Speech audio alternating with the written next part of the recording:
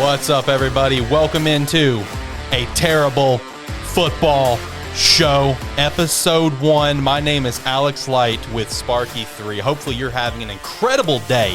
Whatever day you're listening to this podcast on the multiple platforms that we are currently on, it's time, ladies and gentlemen. We are here, episode 1, season 1, episode 1 of this terrible ass show. We are here. It's time. And with this show being here, that only means one thing. And that one thing is football is back. Let's go. We are here. We have made it. It is time. Let's get hyped. Let's have a good season. Unless you're a Packers fan, I hope the Packers stink. I know you won't, but it is what it is. But let's have a great-ass season, ladies and gentlemen. Joining with me here on this terrible-ass show that's going to be uploaded every single week on Thursdays at 8 a.m. Central Standard Time, I got my boy, Mr. Tyler Honeysuckle. Tyler, how you feeling today, man? Football is here. It is time. How you feeling, brother? Man, I'm feeling amazing. Football is the best time of the year. Now we just need that weather to calm down and not be 120 outside. Yo, shit, dude, you right. I work outside. I feel you. We need to get that weather under control where we can wake up and really smell the football in the air with the nice fall weather. That's what we need. That's what we got to get to. But, man, you're right. It is time.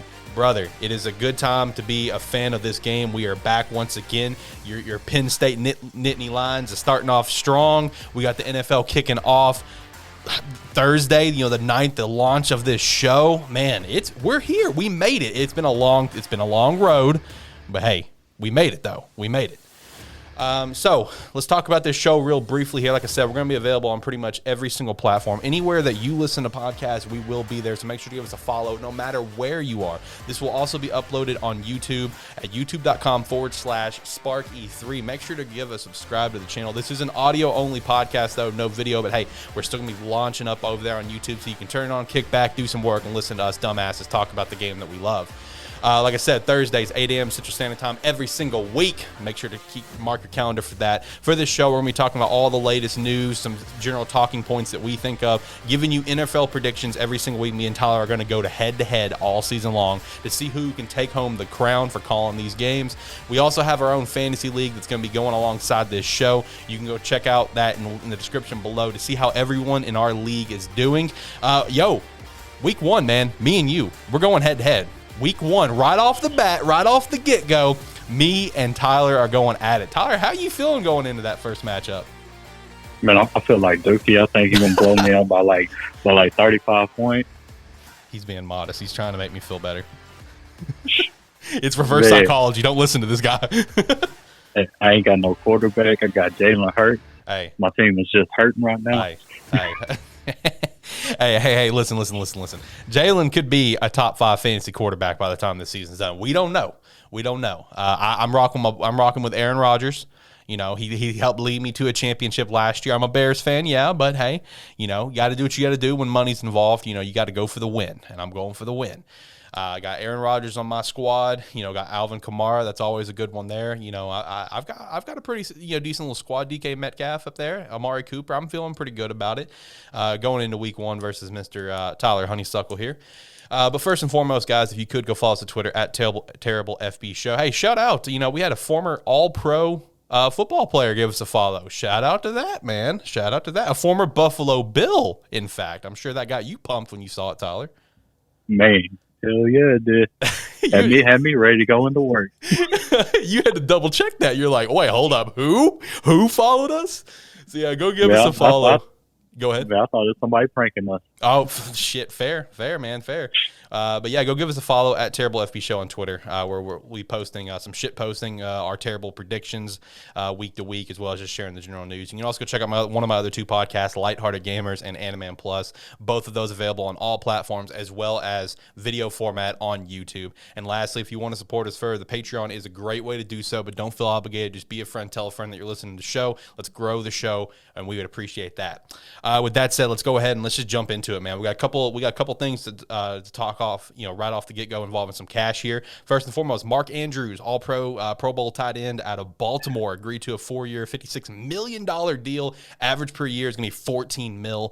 He's going to be making more money through these 4 years than any other tight end in the league. Yo, shout out to that, because let's also point out that the draft where he was drafted, they drafted a tight end in the first round as well as Lamar Jackson. This man was drafted in the third. The tight end that was drafted, of course, was Hayden Hurst, and after Mark Andrews was kind of popping off, they traded Hayden over to Atlanta, where really Hayden's been doing better in Atlanta than he was in Baltimore. But hey, even then, Hayden's got shafted because they drafted Kyle Pitts. But hey, shout out to Mark Andrews, man, for working his way up, especially when you have a first-round tight end drafted ahead of you in the same class. So a big shout out there for the money. Still talking about the Ravens here. Le'Veon Bell. Yeah, Le'Veon Bell, former All-Pro, Pro Bowler, for the Pittsburgh Steelers, signs to the Baltimore practice squad. He is set to be added to the 53-man roster. This is, of course, taking place after J.K. Dobbins' injury, unfortunately, and even Justice Hill recently got injured. It's probably out for the season as well. Tyler, I saw you picked him up on your fantasy team, just as insurance. I get it. He could pop off. What's your thoughts on Le'Veon being signed by the Ravens, man? They got Gus the Bus in front of him. I don't know. I mean, I feel like Le'Veon's going to really help out in the passing game. I just don't know if Le'Veon's running style fits that offense necessarily. Yeah, I basically just picked him up just to let everybody know I'm about to just take whoever. But yeah, I just dropped him. Go get Zach Ertz. Oh, that was quick. I mean, I was just thinking about it. I mean, he's not really. I don't see him making a big enough impact. So it's just a Gus Bus time. I agree. And, with him not really making a big enough impact, I think it comes down to the fact that his running style does not fit that offense. Like that's what it comes down to. If he does pop off, I mean, okay, cool. Good for you. I mean, I kind of hope he doesn't. I kind of think he's a piece of shit at this point. I'm just going to be open and honest about it. I'm just not a huge Le'Veon fan at this point. I mean, he was fun to watch when he was really popping off, but I don't know, man. Him trashing Andy Reid, my boy over there. It's just like, come on, bro. I mean, everyone loves Andy Reid. Like what are you talking about? You're just salty, I mean, well, what is it? But I mean, hey, if he does well, cool. That's a good thing for Baltimore. I mean, Baltimore's already set up with an uphill battle with this injury bug they've got at the running back position, no doubt about that. Still talking about some money here. Brian O'Neill of the Minnesota Vikings, man, he signs a 5-year, $92.5 million extension. That's becoming the second highest paid right tackle in the game. Hey, man, shout out to Brian O'Neill for that. That's for sure. Let's talking about contracts here. Let's talk about the opposite side of things getting paid. TJ Watt. He's been wanting a new deal, and he's currently kind of holding out a little bit. This is a tough situation for him, man, because the Pittsburgh Steelers, they've never been ones to really dish out the money for a player, as we've seen with, Le'Veon Bell, which hinged his holdout. How do you think things are going to play out with TJ? Do you think they're going to crack and give him the money, or they're just going to keep the normal Pittsburgh mentality, where it's like, well, whatever, it is what it is, get out? Man, I don't think they're going to pay him as much as he wants. So at least let them wait until after week 1, after Buffalo goes and beats Pittsburgh, to have him decide if he wants to play or not. But yeah, I don't see them paying him because they didn't pay Le'Veon Bell, and now his career is garbage. So that's true. No, I am inclined to kind of side with you on that one. It's tough to say if they're going to pay him that money that he's asking for. Just because they've never been known to do that. Can we get a culture change and maybe they do that? Yeah, maybe. I mean, it's TJ Watt, dude. Really, let's be honest. He should have been Defensive Player of the Year last year. I mean, let's be completely real. He should have. Last year really felt like a popularity contest when it came to Aaron Donald winning it. I'm just going to be up front. It should have been TJ. So in my mind, this is a Defensive Player of the Year, at least a Defensive Player of the Year caliber player at the very least. So, it would be cool to, to get this kind of worked out and stuff. But I mean, hey, I've heard some other Pittsburgh fans stepping up talking about this, and they're just like, hey, if former Defensive Player of the Year James Harrison can take this lower deal, so can TJ.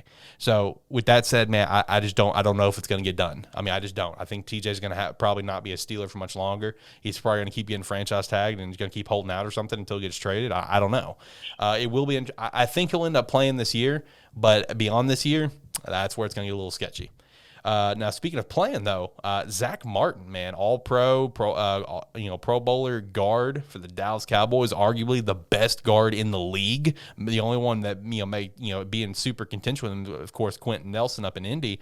Man, Zach Martin is out for the opener, against Tampa Bay with COVID, and man, that's gotta hurt. That Tampa Bay defense is nasty. They've retained all 11 of their starters. Ndamukong Suh was just reactivated, and he's coming back. They got Vita Vea out there, Levante David, we got Barrett. I mean, man, with Zach Martin not being there, they still have Lau Collins and Tyron Smith. They both, I believe, are good to go. I know there were some injury issues with them last year, but not having Zach Martin, man, how much do you think that's going to hurt the Cowboys tomorrow night for opening kickoff? Yeah, I think they're going to get blown out. Oh, wow, okay. I mean, it's Dak's first game.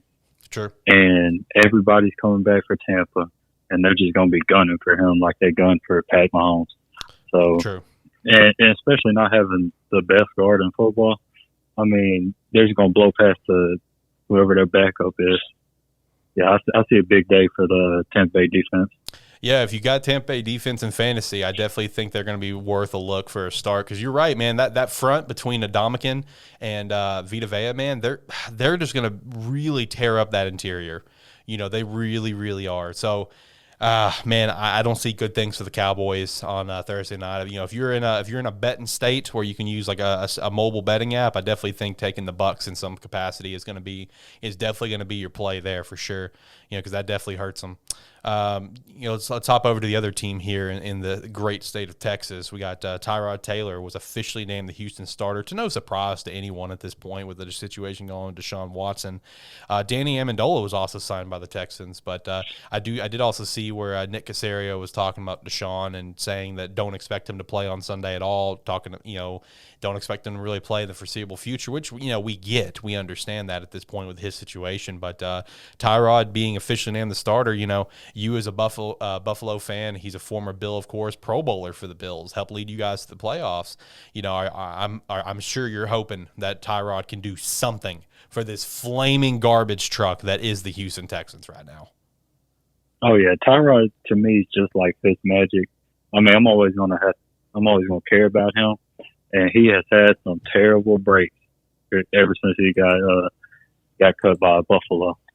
Like, just think about it. Like Cleveland, yep. And then you go to the doctor, you get punctured lung.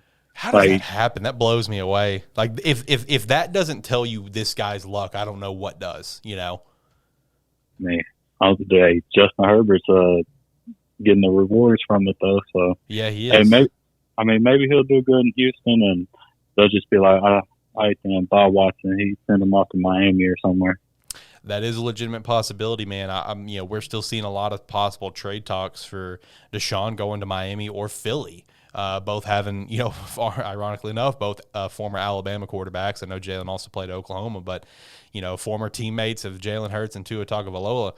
And when it comes to Tua, man, I feel like the Dolphins there are just really unsure on Tua. So it would not surprise me if we see that potential trade happen. But, I feel like anyone that's going to trade for Deshaun, you are taking a big risk at whoever's going to do that. You're taking it. If you're a GM trading for Deshaun, you're putting your career on the line potentially with how much you're going to have to give up. I mean, I hope Tyrod does well down in Houston. I think Houston, in my opinion, Houston is probably going to be the worst team in the league this year, at least bottom three, and I think for sure. So I hope I'm wrong, because I like Tyrod Taylor, but you're right, dude. That guy's had no luck. I mean, when it comes to Cleveland, obviously they drafted Baker, of course, to no one's surprise, and Tyrod was hurt with a concussion. Okay, kind of a normal in today's game, but the thing that happened in Los Angeles, where he got a punctured lung by the team doctor like 5 minutes before the game, man, now if that, like I said earlier, if that doesn't spell unlucky, I don't know what does. Now let's talk about my team a little bit here, the Chicago Bears. Ryan Pace recently talked to reporters about the whole Andy Dalton, Justin Fields thing, and what Ryan Pace said is, I just feel like we're in a good place with good position with Andy. It starts with about how we feel with Andy, and we're very confident in him and where he's at. So there's no need for us to rush Justin playing quarterback in the NFL. There's just so much that goes into that, and there's so much different than you've seen in the preseason, the weekly preparation, seeing NFL defenses in regular season, all those things. I just think more time he has to learn and observe that, the better off for him. And as a Bears fan, man, I've bumped into multiple people like just in my day job asking me about like, when do you think we're going to see Fields? You think it's going to be week 3? You think it's going to be week 3? Everyone's just like ready to kick Andy to the curb. But, man, they forget that Andy, he won in Cincinnati. He helped win the AFC North in Cincinnati. Lead them. He didn't do anything in the playoffs, but they went to the playoffs. This man threw for 4,000 passing yards. He's a Pro Bowler. Like, I'm all good with Andy playing, a majority of this season. I do think Justin needs to come in this season for sure. I really do, because even if Andy plays well, I feel like that could be a wasted year where you don't get to really see what Justin can do, going into year 2, because obviously Andy's not coming back after this year. Let's be real. But, ideal situation is, Andy starts for like half the season. Ideally, that would be great. So, I'm all for this. I'm always an advocate for setting your quarterback behind a veteran, a good veteran, that is. I'm always an advocate of that at all times. There are very, very few quarterbacks that I think can come out of the draft and immediately step in and be the guy. It does not happen often. It's starting to feel like it's happening more often than it used to. But I'm always going to be an advocate to let them learn 100%. But, because we've just seen so many busts over time, and I definitely don't want another bust here in Chicago. At least that's my take on it for sure. Tyler, you got any comments on that? Any thoughts on that situation? Oh yeah, 100% agree. Let Andy start. Let him lead this team until it's time for Fields to come. Like, he's not a terrible quarterback. Like, True. He got signed by Dallas to be the best backup in the NFL, and then Chicago signed him to be the quarterback 1, and then they got lucky to get Fields because he kept falling. Yep. They're like, hey, shit, might as well just go ahead and pull this trigger because we got Andy right here. So that way you don't have to start Fields right out the gate. Andy's going to throw some interceptions. He's probably going to win a couple games. But, hey, let Fields learn from him. That's the best thing that they can do up there in Chicago. I agree completely, 100%. That ultimately that's what we need, man. Because we didn't get to really see everything Justin can do. And while it is possible he can just come in and light it up, but I'm telling you, any amount of time a quarterback can sit and learn, I think is just better for them. I really do. And also, Chicago not winning the Super Bowl this year. Yeah. Hey, there is no reason to ruin this man's career by sending him out week 1 when y'all are not going to win the Super Bowl. I couldn't agree more. All these people that are like, man, start Fields, Andy's trash. Dog, y'all are not winning no Super Bowl this year. Y'all do not need to do that. That's like saying San Fran needs to start Trey Lance. Like, they could win a Super Bowl without Trey Lance starting. Like, this is the opposite side. Like, some people, man. No, I agree. I agree. They need to be hit in the face sometimes, I swear. Yeah, I agree, dude, because you're right. The Bears are not in a position to win the Super Bowl because you have to also look at, like, let's just talk about our kickoff. Sunday Night Football against the Los Angeles Rams with Aaron Donald, Jalen Ramsey, and others, right? Matt Stafford, who is very familiar with our team, very familiar with our defense and what we do on the offensive side of the ball for the Rams, right? You put Justin Fields out there, you start him week 1 against the Rams, Aaron Donald is going to bury him because you have to look at our offensive line too. Our offensive line is it's something. James Daniels, solid. Cody Whitehair, solid. We have, Jermaine Atfs, I believe, is our right tackle, who is a former first-round pick for Seattle that never panned out. He's our starting guy.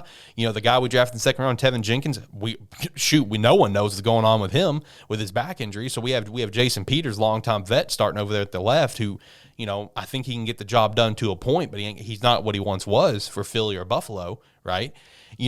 That defensive line, that front seven for the Rams, they are going to eat us alive. And our offensive line, man, it's not where it needs to be. You put Justin out there, he is going to get killed. Look at Joe Burrow last year, right? We don't want that. So, I mean, it feels bad to say that because it feels like you're basically making Andy a scapegoat, but that's essentially what they're doing. They're making Andy a scapegoat. Oh, yeah. I would say at the absolute earliest, week 4 versus the Lions is where you could possibly see Fields start at the earliest. And I hope that's not the case. I hope it's later. But I'd say at the earliest, week 4. I think you're going to get at least 3 weeks of Andy. Unless there's a game that's just absolutely just going poorly, then we'll see. Yeah, unless he pulls a Nate Peterman. That was 5 interceptions. Yeah, true. Shout out to him still having a job. Good on him. He's playing the field, man, that backup role. Oh, yeah. Let's also talk about Washington football team, right? We've been waiting on that name change, whatever, and we recently got I know there was a list that popped out like probably about 3 or 4 weeks ago, and I know Jason Wright, the president, came out and said, no, that's not the final list. It's kind of some scapegoat names. But then recently on Adam Schefter podcast, Tanya Snyder recently said that the 8 final names, that was it. It was the Red Hogs, the Defenders, Armada, Presidents, Brigade, Commanders, Red Wolves, and still the Washington football team, and they're currently narrowing it down to that 3. So that list that we saw, that's the list. That's what we got going on. At this point, I feel like it's probably either just going to be the Red Wolves or the Washington football team. And when you mean, granted, the NFC least was terrible last year, of course, but hey, they won the division. They did. That's success under that name, technically. So I think the Washington football team is going to be here to stay, or the Red Wolves, I think, is probably the next best bet. After that, probably the Red Hogs. But what's your thought? Now you're me and you both. We're Arkansas State Red Wolves fans. Do you know if there's going to be any sort of trademarking that they're going to have to work through for that? If they decide to go with Red Wolves, and also just what's your take on the name choices? Yeah, I haven't really looked into all that trademark or anything, but I mean, I'll probably go maybe Defenders. But I think right now the like football the XFL team. Yeah, I think the football team might be their best bet right now. Right. I mean, like I said, they had success with it year 1, so that's why they may just run with it. I'm gonna put money and say they're gonna go with the Red Wolves. That's where I think we're going with this. I think we're gonna be the Red Wolves because I feel like you make a wolf type logo, it's just better for marketing. You get fans doing a howl and stuff. I think it's gonna be better as a whole for the organization. That's what I would like to see. I mean, I love wolves. I love dogs. So I mean, that's just like cool to me, Oh yeah, yeah. So I mean, I would love to see Red Wolves. Now I will say, if getting the Red Wolves for Washington means something that's gonna fuck over Arkansas State and lose them having to change their name again, then I might be a little disappointed. But hey, Red Wolves, Red Hogs, football team. I think it's gonna be down to those 3 because for the Defenders, I don't know if it's gonna be a big deal if they have the Defenders name and the XFL team has it, because XFL that should be coming back. Rock purchased them and they're gonna be rocking and rolling here in a season or 2. And I think the DC Defenders are still gonna be a squad. They may not change the names. I don't know if that's gonna come into to any problem. If they go with like the Presidents, though, that's dumb. That's dumb. I feel bad for all Washington fans out there, the few that there are. I feel bad for them if they have to be called the Presidents. I think that's stupid.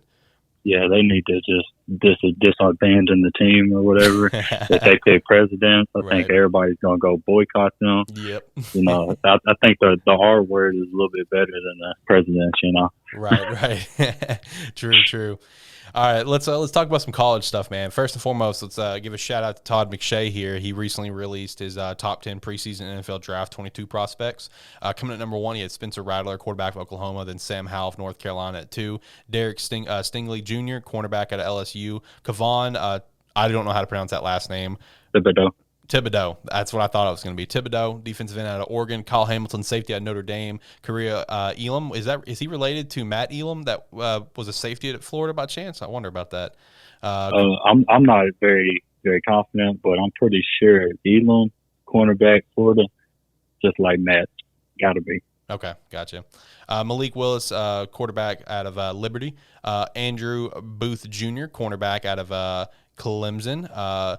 DeMarvin Leal, defensive lineman out of Texas A&M. Chris Olave, wide receiver out of Ohio State. That's what he's got as his top 10. And also, shout out to Todd McShay. Tease and peace to him. I did see some videos of him talking, at the games. And, man, there was something wrong. There was something off with him. Very, slurring his words almost. Couldn't really keep a lot of sentences together. And I did see that he put out a tweet saying he was going to step away and, focus on his health and focus on his family and stuff. So whatever's going on with Todd McShay, tease and peace to him, man. Definitely like him a lot better than Mel. Mel's garbage, in my opinion. You know, he gets a few hits, but hey, Mel, I'm still waiting for you to retire after Jimmy Clausen. And last, here we are. So, you know, going through that preseason top 10, let's also kind of just go through some college games, which talks about a couple of these players, most notably the quarterbacks here. So one thing that we want to do with this show every single week is that we want to highlight our teams for sure that we follow, even if they're kind of a garbage team. Like in my case, Hawaii Rainbow Warriors is one of my favorite squads. You know, so we want to highlight all of our favorite teams as well as kind of just pick out some notable games, some notable things that happen in the college week. Because this show is mostly a pro show. We acknowledge that. That's just where our allegiance lies, is pro football, but we definitely want to show some love to some college. So kicking things off, we have actually one of Tyler's squads, and then like I said, my squad Hawaii go at it we were part of the kickoff weekend. We had Hawaii and UCLA beat the dog shit out of Hawaii to no surprise, 44-10. But then following up the next time these teams, the next week, whatever, Hawaii played Portland State, beat them 49-35, and UCLA, who's still unranked, beat number 16th ranked LSU 38-27. Shout out to that for sure. We had Arkansas State beat UCA 40-21. Shout out to Lane Hatcher with 12 for 12, 154 TDs. That's pretty solid there. Is he a sophomore or is he a freshman? I don't remember. I think he's because of COVID, you didn't gain a year. So I think he might still be a sophomore. I think he is a sophomore. So and if that's the case, man, he could do some good things there with Butch Davis' offense, for the next couple of years. UCF, another squad of mine, beat Boise State 36-31. Dylan Gabriel, 25 for 37, 318, 4 TDs. Isaiah Bowser, 170 rushing yards as TD. And then Jalen Robinson, 6 catches, 140 receiving yards and TD. Shout out to UCF on that front. One of Tyler's squads, Notre Dame, beat my most hated college team, Florida State, 41-38. That came down to it, but hey, I may hate Florida State, man, but shout out to McKenzie Milton. Shout out to McKenzie Milton. We never thought we'd see him on the field again. That's a former standout for UCF, who got a pretty bad injury. So shout out to him coming in. He immediately went 4 for 4, helped lead down to a touchdown drive, keep him back in the game. But, the Notre Dame barely got out of that, including with Brian Kelly barely getting out of it with a terrible execution joke. Talk about executing players. Good job, Brian Kelly, on that front. Tyler's number one squad, his favorite team in college, Penn State, they're ranked 19, man. They beat Wisconsin, who's the 12th ranked team at the time, 16-10. Tyler, you got any thoughts on that game? It was kind of close, not a big shootout, but hey, you beat Wisconsin. Shout out to that. Hey, that's always a good thing when you beat Wisconsin. It's always a great thing when Florida State fucking loses. That's so true, man. That's so true. I hate Florida State, man. I absolutely hate Florida State. And why do I hate Florida State? Well, my favorite squad is the Miami Hurricanes. And to no surprise, I had no hope coming in this game. We got the dog shit beat out of us by Alabama. Who would have guessed, right? It's like, oh no, we lost to Alabama. So shocking, right? yeah, it's Alabama. Come on. They constantly have, like right now, they probably have like 30 first rounders on their team. Including their quarterback, Bryce Young, who went 27 for 38, 344 yards and 4 TDs. Going into that game, I had no hope. I don't mean to sound like a negative fan. I'm just realistic. I know we weren't going to beat Alabama. If we did, cool, but shit, I knew that wasn't going to happen. But hey, maybe we can bounce back next week. Some other notable games we had go on. Ohio State beat Minnesota 45-31. T's and P's to the Minnesota running back, Muhammad Ibrahim. I know he was one of the top running backs in the nation, was possible. Some decent projection ratings, man. He had an Achilles tear. I've been there. I've torn my Achilles tendon, so T's and P's to him. Hopefully he can bounce back better than ever going into the draft next year. We had Cincinnati beating the crap out of Miami of Ohio. Wanted to shout that out because Desmond Ryder, man, 20 for 25, 295 yards, 4 TDs. This guy comes back for his senior year at Cincinnati. I expect big things out of them this year. UNC. 10th ranked team in the nation, man. They lost to unranked Virginia Tech. Sam Howell did not look good. Did not. 17 for 32, 208, 1 TD, 3 picks. Man, coming into this season when it came to Sam, my mindset was if Sam can come in and play phenomenal this year or just play really well this year, in my mind, he locks himself as a 1 or 2 overall pick because, he lost all of his weapons. He lost both receivers, both running backs in this last draft. So if he could come in and really still be an incredible game manager, a team manager, and still play well with the pieces he has now, in my opinion, he locked himself as number 1, number 2. This is not a good start for him. We got a whole season to bounce back. We'll see how it goes, but Definitely not a good start. Speaking of not a good start, man, Clemson, they did not have a good start, but they had a really tough matchup with 5th-ranked Georgia. They lost 10-3, but DJ Uiagalelei, I believe is how you pronounce it. Uiagalelei. Thank you. He went 19 for 37, 178, 1 interception. I mean, he just looked like a fill-in quarterback, at that point, Shout out to Marty Smith and Ryan McGee, because that's the only way I know how to say DJ Uiagalelei, because they said it multiple times on their show on Saturday mornings. Well, so I had to practice a little bit on that one. Hey, shout out to you for practicing. I saw the name and I'm just like, I don't know, it kind of looks like Galele, who's a Pokemon, so I'll just kind of go off that. So shout out for you for practicing. But yeah, Clemson did not look good, man. Like I said, DJ, he looked like a fill-in quarterback. I know they're missing Trevor Lawrence right now, so I'm curious to see if DJ's going to keep just dropping for this season or not. We'll see if Clemson kind of bounce back. But that Georgia defense, man, they looked really good. That's for sure. And, after that, number 2 ranked Oklahoma, they beat Tulane. But it was a close game. It was a close game, though, man. Kind of scared people a little bit, 40-35. This game was supposed to be in Tulane, but due to the hurricane, it did get pushed to Oklahoma. And, for an unranked team that, not a lot of people have expectations out of, unless you're a Tulane fan, for them to come in and really hold their own against Oklahoma. Spencer Rattler didn't look super fantastic either. It kind of put some worry, in the hearts of Oklahoma fans. Are they going to be able to bounce back or not? That's a big question if they're going to be able to bounce back. Still talking about FBS here. We did have Liberty. I wanted to shout this game out just because, again, Malik Willis, one of the top quarterbacks in this upcoming draft potentially. They went up against the Camel Fighting Camels. Man, what a team name is that? Love the logo too. 10 out of 10. Liberty Flames beat the shit out of them, 48-7. Malik, he played a pretty solid game there. 15 for 23, 217, 1 TD, 55 rushing yards and a rush TD. Kind of channeling a little bit of like a Lamar Jackson type of play there, where you're getting kind of the best of both worlds. So I would say out of our top 3 quarterbacks that are projected for this draft, Malik definitely had the best week this week. But I liked what I saw out of Desmond up in Cincinnati, no doubt about that. Let's also give a little shout out to some FCS action, man. St. Andrews versus Presbyterian. Is that how you pronounce it? Yeah, Presbyterian, 84-43.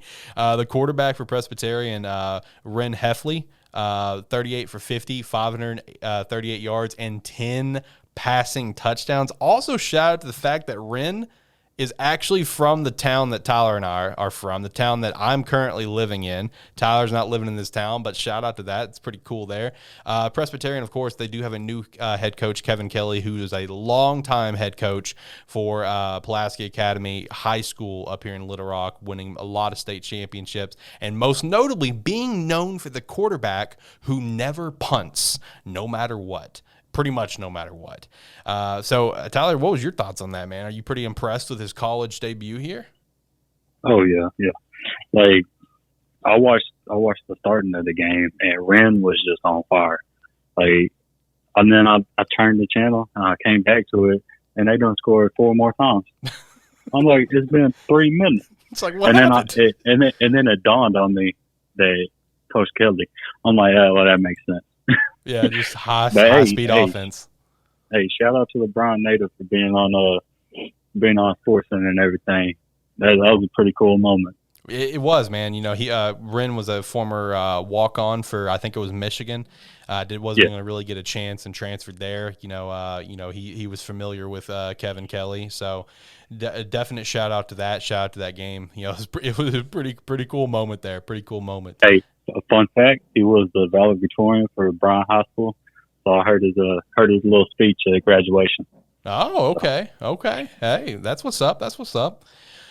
All right, let's talk about some predictions, man. We've kind of run through the news that we had highlighted and the scores and stuff. Let's kind of just run through how we're feeling coming into this upcoming week for all these games. We'll kick things off with some college predictions. I looked at the lineup for week 2, man. We don't have a lot of like super notable games. There's a couple of them. Shout out to Texas and Arkansas. We're kind of rebuilding that kind of rivalry there, and it looks like it's going to set to be rebuilt here in a few years when Texas does come over to the SEC. Texas ranked number 15th in the nation. I feel like Texas is going to definitely take home that dub. I really do. I don't see Arkansas taking home the dub on that one. What's your thoughts on that game? Do you think Texas is going to take it? Or do you think Arkansas's got it?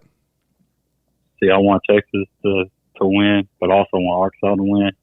So I'm just going to go ahead and take Texas just to piss people off, I don't give a shit for the Razorbacks, so I'm definitely going to say let's go Texas. Even though I have a hatred for Texas because of our friend Brady and an NCAA dynasty that we ran for many, many years. I have a very brutal hatred for that team because of him. Still going to pull for Texas on that one. But hey, probably the most notable game that we have this week, in my opinion, at least in terms of our rankings here, that we have the top 25, is we got number 9 Iowa State going up against number 10 Iowa. Big rivalry game here. They're both these teams are looking phenomenal. Iowa State with Brock Purdy, of course, a guy that me and you both really like. Who do you got coming out in this game, man? I got to go with Iowa State. I got to go with the Cyclones, man. I think they're going to beat. I'm not going to say they're going to beat the crap out of Iowa, but I definitely think they're going to take home this dub. Oh yeah, I'm gonna take my boy Javad. He played basketball. He's from Turkey. He played basketball at Iowa State, and he used to live in Iowa. Now he plays basketball like Thailand or some shit. But man, I gotta go Iowa State. I like Brock Purdy, and Iowa's in the Big Ten, so fuck them. Fair. Another prediction that I've got here is that we got Ohio State, third ranked, going up against 12th ranked Oregon. I'm gonna go ahead and say this up front. Ohio State is not only going to beat Oregon, they're gonna beat the shit out of Oregon. That's my prediction on that game. It will not be a close game. It will be like a 2-3, maybe even a 4 touchdown game. Ohio State will beat the dog crap out of them for sure. What about you, Tyler? What's your thoughts on that game? Do you have any other predictions that you want to throw out there? Man, I agree with that. Ohio State can beat the shit out of Oregon. Isn't Thibodeau? Isn't he hurt? I think so. Okay, yeah, they gonna beat the dog shit out of him. And man, I'm gonna have to bring this rivalry back up. They're only about hour away from each other, Arkansas State and Memphis. Right. Man, I'm gonna have to take Arkansas State, and they're gonna kill that streak that Memphis been on. I think they're on like a 3 or 4 game win streak. Mm-hmm. So, hell yeah. I'm gonna double down with that, dude. I'm gonna double down with that. I'm gonna say Arkansas State, man. They're gonna get the better of Memphis. I like what Butch Davis is gonna bring to Arkansas State. Especially with like Lane Hatcher and stuff. I think Arkansas State's in a pretty good position to succeed there in the Sun Belt. And I agree with you. I think Arkansas State's gonna definitely beat Memphis. And when it comes to the Sun Belt, they're obviously their biggest competition gonna be Coastal Carolina. So looking forward to when they're having a chance to play. That is on the schedule for Arkansas State, correct? I'm such a great host of this terrible ass show. I didn't bother to look beforehand, but no, yeah, they are. Shit, damn it. Yeah, they are. Okay. Well, I'm trying to bring it up. They play October 7th on ESPNU. All right. That's a Thursday game, so shit, no excuses. Gotcha. I'm gonna hope for Arkansas State dub on that one for sure. Hey, shout out to Arkansas State next week playing Washington though. Hey, they look terrible against Washington. Montana. Yeah. Montana FCS team came in and whooped them 13-7. Right. Yeah, no, I do think they could get a dub on that one for sure as well. I forgot who Miami is playing for this upcoming week. I think it was a FCS school. I'm predicting a win on that one. I mean, Alabama was the only one on our schedule where it's just like, oh yeah, we're for sure losing that one. The rest of the games, I was just like, okay, I think we have a legitimate shot, at winning the game or winning a majority of our games. De'Aaron King, of course, coming back for his super senior year because of the COVID year, and I think he had an injury. It was either injury or COVID year for him. But I think we're gonna definitely get our dub this week for sure. Hawaii had their game already, I believe, yeah, because theirs was the Portland State game. Yeah. So, my main prediction, though, is Iowa State getting the dub over Iowa and Ohio State beating the crap out of Oregon. I mean, but we don't have a ton of incredible college games this week. I did notice that. But hey. Oh, yeah, Hawaii plays Oregon State at 10 o'clock on FS1. And then Miami plays Appalachian State. That's okay. Yeah, so not FCS anymore. I think they're Sun Belt now. So yeah, we're gonna beat Appalachian State and Oregon State. Man, I got a little bit of love for Oregon State just because of a dynasty I had on NCAA 14. But yeah, definitely gonna pull for the Warriors. I don't see us getting the dub though. But Oregon State's not a very good squad anyway. So it'd be cool to see us get the win. But man, when it comes to Hawaii, as I was texting you because you were watching our game against UCLA, man, we just don't have a good quarterback. Our quarterback that we have starting, Kavan, I believe is his name. Man, yeah. He's just I didn't care for him last season. I don't care for him this season. We got a couple of freshmen that I think could be really promising for Hawaii, and that's who I want to see get some chances. They haven't really got any chances, and they probably won't for a little while. But I mean, we may beat Oregon State. Oregon State's not a good squad, so we'll see on that one. Speaking of Oregon State, shout out to Steven Jackson and Brandon Cook. Sure. Two of my favorite NFL players of all time. So, Steven Jackson, man, SJ39, what a beast, right? Oh yeah, man. He put St. Louis on his back, dude. Oh yeah, love that dude. Yeah, he put St. Louis on his back, man. Speaking of Brandon Cooks, do you want to trade me Brandon Cooks in fantasy? So what you got? Nah, I'm not firing up trade. I want everyone to know that this dude is the worst trader in fantasy history. I just want that record to be known. I'll trade you right now. Brandon Cooks, Michael Carter. Shut the fuck up. No, you won't. Shut the fuck up. All right, let's talk about some NFL stuff. Since we are about to kick off the season, let's go ahead and let's run through some predictions for us, just some thoughts on who's going to possibly win some awards here in the league. Let's just kind of roll through it here, man. We'll kick things. Well, let's actually start. Let's start off with our one single award we're going to talk about for college. Actually, let's predict the Heisman. Tyler, who's some Heisman thoughts for you? Early Heisman thoughts, way too early Heisman thoughts. Who do you think is going to potentially take it home this year?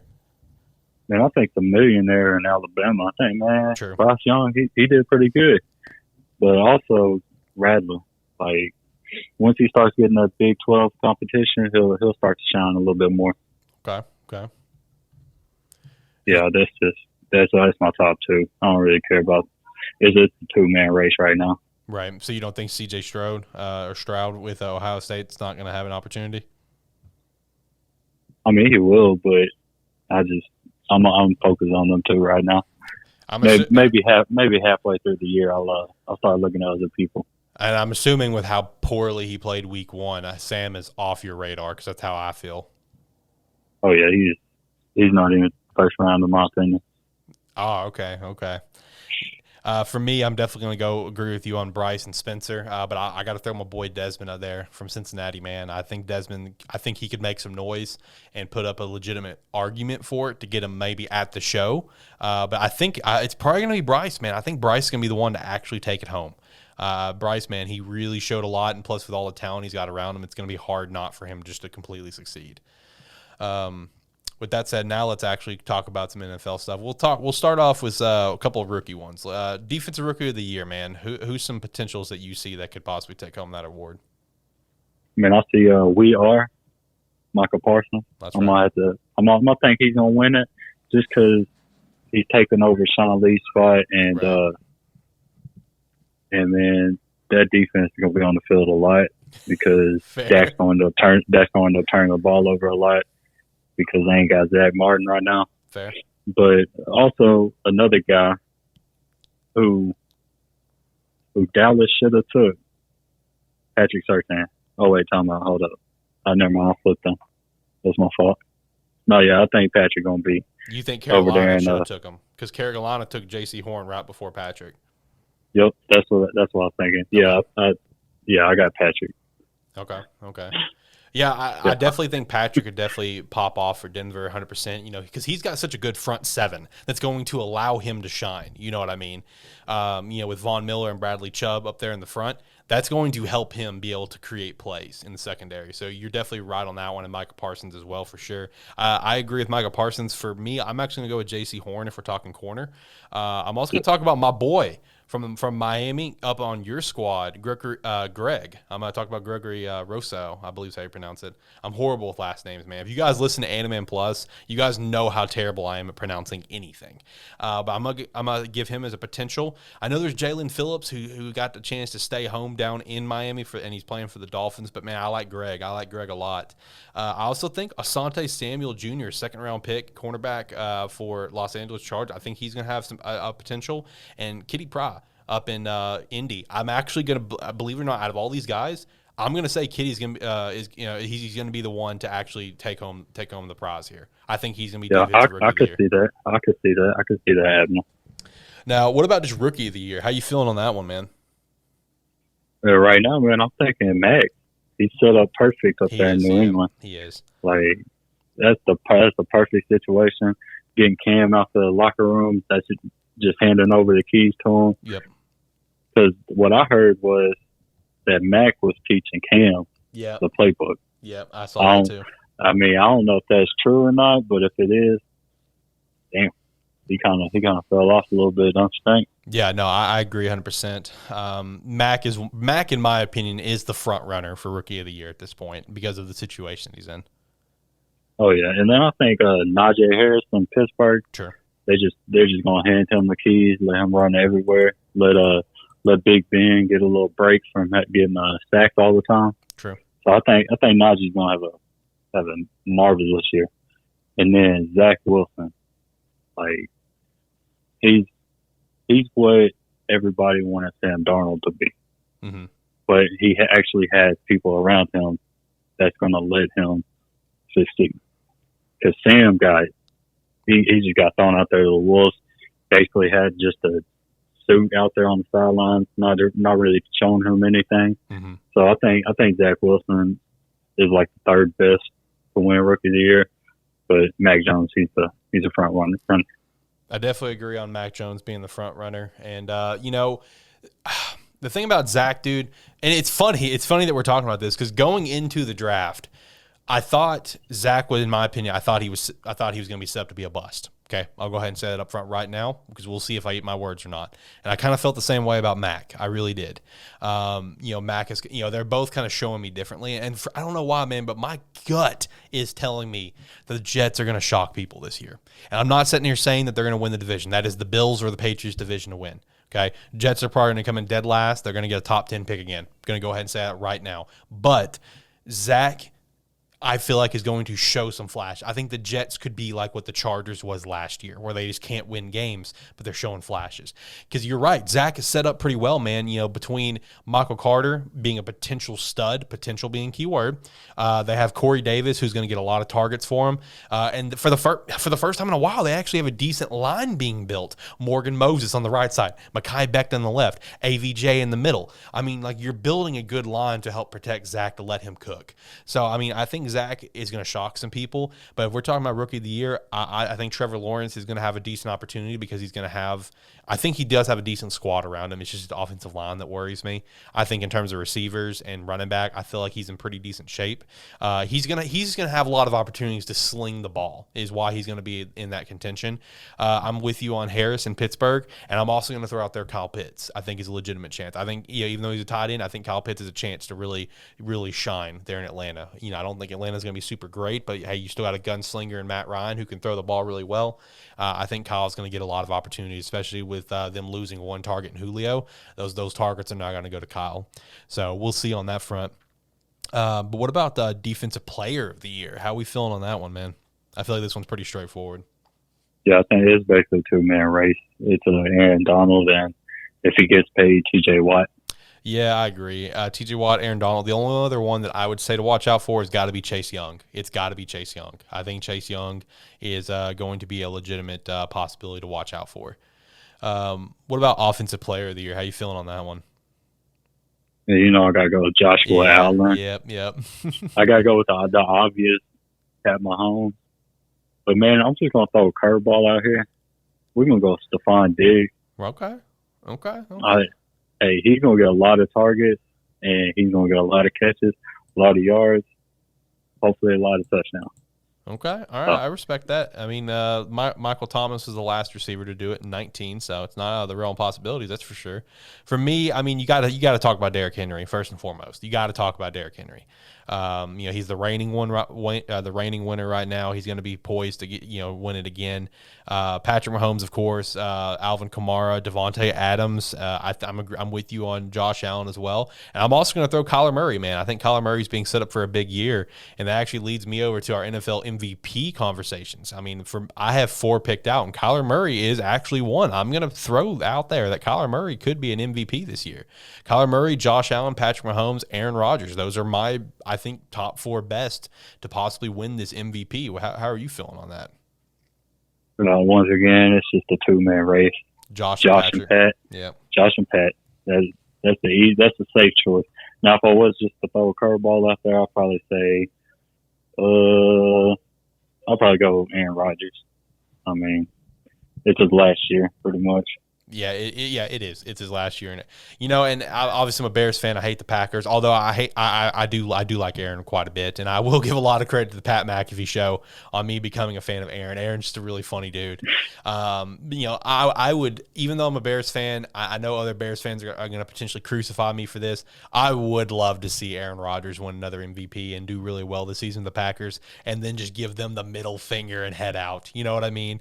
I would love that. I would love that. That would be just such a huge, big dick move, and I'm here for it. I think that would be hysterical because everything that Aaron's complained about, it is pretty justified. The Packers have always just kind of ran in their lane and never really, treated veterans super great. I mean, let's be real.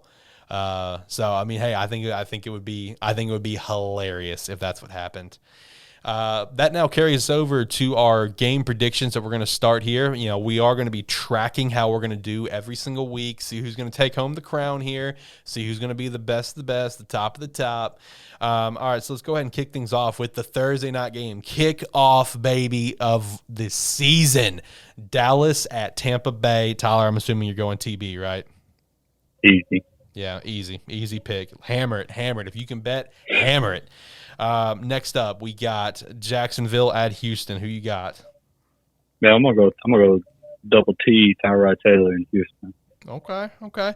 Man, I'm actually gonna go with Jacksonville. I think Jacksonville's gonna get that dub. I think Trevor Lawrence is gonna get the dub in Houston. If this is gonna be a chance for Jacksonville to get a dub, it's gonna be against Houston. There's no doubt about that. Next up, we got the Chargers at Washington. How you feeling on that one? Well, since it's the first week of the season and not the 11th week, it's magic. We're going to Washington. Yeah, that's fair. Man, I'm going to go with you on that one for the same reasons, basically. I'm going Washington. Next up, we got Seattle at Indianapolis. How you feeling? I want to pick Indy so bad, but, man, I'm going Seattle, man. Fuck it.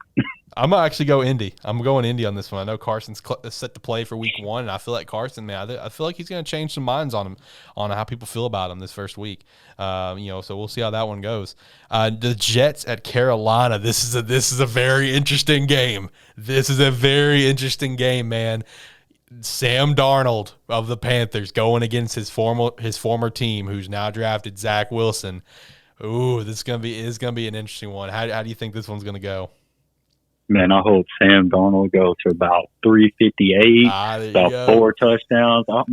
Hey, fuck it, man. Let him run for a touchdown. I don't even care, man. I hope they blow the Jets out just so Sam can be like, man, fuck y'all. So Carolina, all right, I'm with you actually. I do think the Jets are going to show a lot of promise. I think Zach Wilson's going to do well, but man, the Jets are such a garbage can, shit fire organization that I'm with you. I want to see Sam Darnold come out and play well this year. For the same reasons as Matt Stafford, he has played well in a shitty organization. Sam hasn't had a chance because he's had nobody. I want to see Sam come out and play really well and kind of prove people wrong a little bit. What about Minnesota at Cincinnati, man? How you feeling on this one? Joe Burrow's return. Yeah, I'm gonna go Cincinnati, and I'm gonna go Tyler Boyd's gonna light it up. Okay. Jamar Chase, he's gonna have about 7 drops. But yeah, man, I'm gonna go Cincy. He is going to have a lot of drops, Ben. You ain't lying there. Jamar Chase, man, I'm telling you, I'm smelling a bust on him. No doubt about that one. I'm going to go Cincy as well. I'm liking Cincy in that game. Next up, we got Arizona at Tennessee. Ooh, this is going to be a good one. Yeah, Tennessee got a lot of weapons now with Julio over there. Yeah. I'm gonna go Tennessee. Man, I'm going Arizona. I think this is going to be a big year for Arizona. I really do. I think Kyler Murray, man, I think he's about to take the step to I think he's about to jump to the next level. I 100% believe that. Next up, San Francisco at Detroit. Yeah, if Detroit wins, Trey Lance is going to be the quarterback, so I'm going to go San Fran. Oh, that's fair.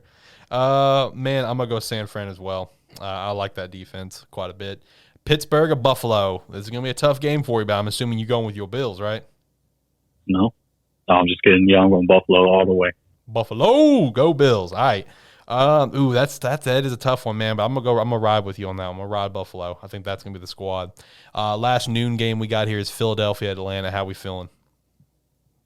Man, let's go Philly, and I think Ertz. I think he's gonna be back. I'm gonna go Atlanta. Actually, I'm liking what we're gonna see possibly out of Atlanta. Next up, we have Cleveland at Kansas City of the afternoon games. How we feeling on that one? Probably just KC, right? That's a good matchup. Yeah, it is. It is. Cleveland's one of my squads, man.